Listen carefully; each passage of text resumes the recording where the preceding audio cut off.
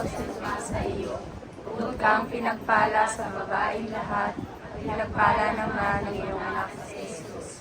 Santa Maria, Ina ng Diyos, dalangin na kami makasalanan, ngayon at kung kami mamamatay. Alhati sa Ama, sa Anak, at sa Espiritu Santo, para sa taon ng